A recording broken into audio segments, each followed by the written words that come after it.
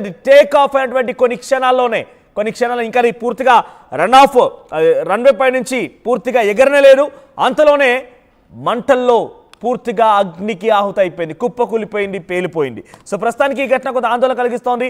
లండన్లో ఈ ఘటన చోటు చేసుకుని లండన్ సౌత్ ఎండ్ ఎయిర్పోర్ట్లో ఒక భారీ అగ్ని ప్రమాదం చోటు చేసుకుని మల్టిపుల్ ఫ్లైట్స్ అన్ని కూడా క్యాన్సిల్ అయ్యే ప్రస్తుతానికి. Following the crash, the airport's website showed that at least 5 international flights were cancelled.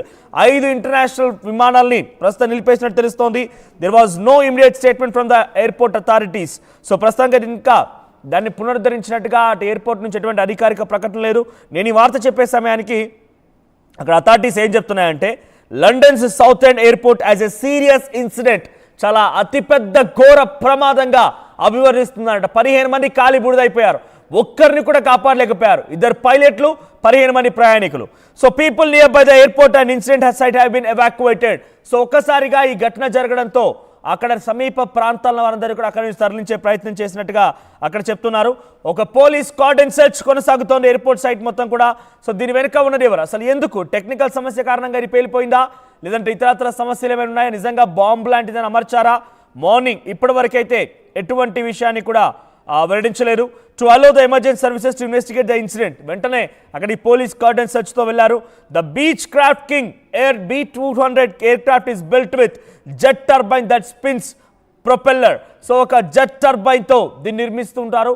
So 12 మీటర్ల పొడున్నటువంటి ఆ విమానం అది ఒక చార్టర్ లైనర్గా చెప్తూ ఉంటారు. మెడికేషన్ కోసం కానివ్వండి, కొంతమంది ఇండివిజువల్ ప్రైవేట్ ప్లేన్స్ అంటారు చూసారా, సో ఆ ప్రైవేట్ ప్లేన్స్ తరహాలు అనేది కూడా వ్యవహరిస్తూ ఉంటుంది.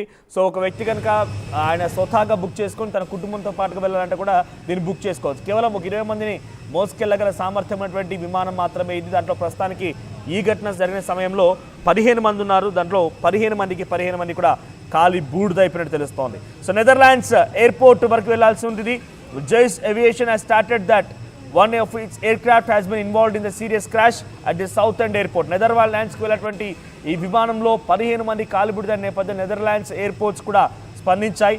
తమ దగ్గర రావాల్సినటువంటి ఈ PH జాజ్ అనేటువంటి ఈ విమానం కుప్పకూలిపోయింది, 15 మంది దుర్మరణం పాలైనట్టుగా అక్కడ ఎయిర్పోర్ట్ వర్గాలు చెప్పాయి. సో ప్రస్తుతానికి ఇంకా అక్కడ ఈ ఘటనకు సంబంధించి ఏం జరిగి ఉంటుందనేది ఇంకా ఇన్ఫార్మ్ చేయలేకపోతున్నారు.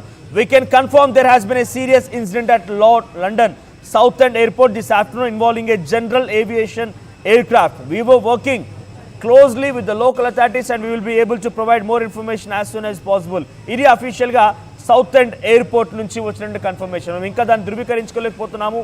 నిన్న జరిగిన ఘటన పైన ఇంకా ఎటువంటి కన్ఫర్మేషన్ మేము రాలేకపోతున్నాము. సో మేము త్వరలోనే దానిపైన కార్డన్ సెర్చ్లో ఇన్వెస్టిగేషన్ చేసి అన్ని వివరాలు వెల్లడిస్తామంటూ ఆ ఎయిర్పోర్ట్కి సంబంధించిన వర్గాలు చెప్తున్నాయి.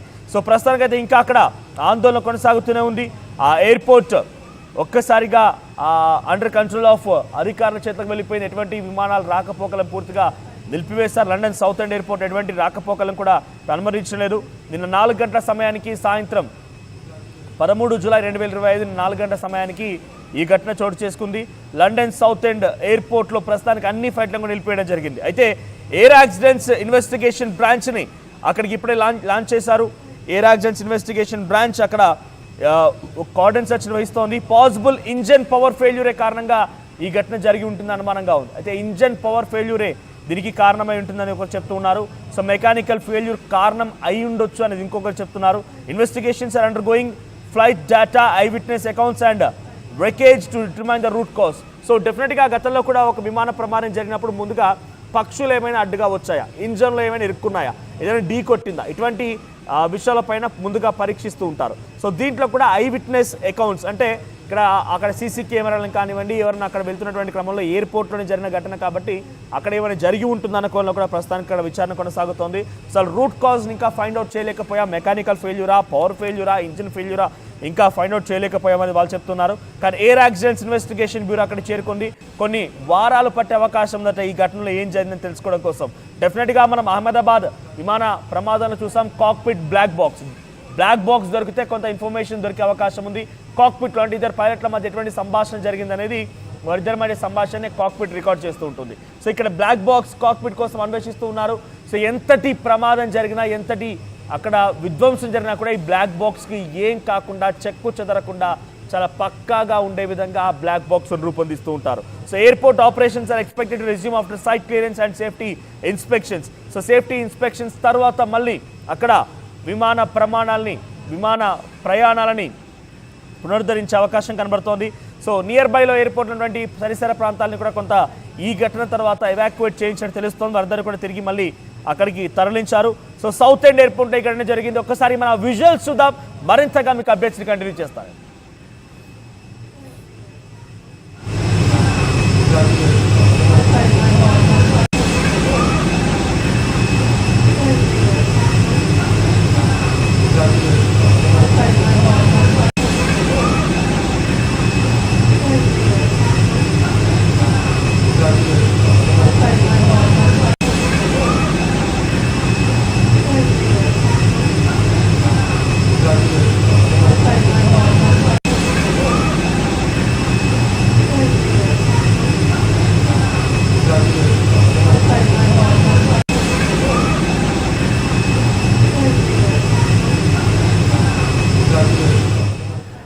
రైట్, అయితే దీనిపైన లండన్ సౌత్ ఎండ్ సంబంధించిన ఎయిర్పోర్ట్ అధికారులు ఏం చెప్తున్నారంటే, చూసినటువంటి లైవ్ విట్నెస్ కానివ్వండి, కొంతమంది ఎక్స్పర్ట్స్, ఏవియేషన్ ఎక్స్పర్ట్స్ ఏం చెప్తున్నారంటే, beach B200 super air king అనేటువంటి ఈ విమానం 12 మీటర్ల పొడవుతో 20 మందిని మోసుకెళ్లగల సామర్థ్యం ఉంది. అయితే దాంట్లో బేసిక్గా మెడికేషన్కి సంబంధించిన వారు, అంటే ఒక ఎయిర్ అంబులెన్స్గా దీన్ని భావించాలి. సో మెడికేషన్ సంబంధించిన వారు అందులో ప్రయాణించేప్పుడు బెడ్ కానివ్వండి, వారికి అందించేటువంటి ఆక్సిజన్, ఇతరత్ర సామాగ్రి మొత్తం అందులో పొందుపరిచి ఉంటుంది. సో అక్కడ ఎవరైనా మెడికేషన్ కోసం అక్కడి నుంచి నెదర్లాండ్స్కి వెళ్తూ ఉంటారు బహుశా, అటువంటి విమాన ప్రయాణం ఇదంతా కూడా అని చెప్పి అక్కడ అధికారులు, చూసినటువంటి ఏవియేషన్ ఎక్స్పర్ట్స్ చెప్తున్నారు. అంటే ఇది కేవలం ఒక ఎయిర్ అంబులెన్స్ తరహా లాంటిది మాత్రమే. సో ఆ సమయంలో ఈ ప్రమాదం జరిగినప్పుడు 15 మంది అందులో ఉన్నారు. టేక్ ఆఫ్ అటువంటి కొన్ని క్షణాలని కళ్ళు మూసి తెరిచేలోగా ఆ ప్రమాదం జరిగింది. ఆ ప్రమాదంలో 15 మంది కూడా కాలి బూడిదైపోయారు. అయితే అక్కడ లైవ్ విట్నెస్ ఒకరు చెప్తున్నారు, వాళ్ళ మాటలు ఏంటంటే, జాన్సన్ ఎయిర్పోర్ట్లో స్వయంగా అక్కడ ఉన్న వ్యక్తి ఏం చెప్తున్నారంటే, who was at the airport with his family said he saw a big fire ball. ఒక్కసారిగా మంటలు, ఒక బిగ్ ఫైర్ బాల్ అంటే మంటలు చెలరేగడం నేను చూశాను. After the plane crashed head first into the ground. ముందుగా ఆ ప్లేన్ యొక్క ముందు టిప్ భాగం అనేది, హెడ్ అనేది గ్రౌండ్ కి బలంగా తగిలింది. దాంతోనే ఈ ప్రమాదం జరిగిందన్నట్టుగా లైవ్ విట్నెస్ చెప్తున్నారట. It took off and about 3 or 4 seconds after taking of.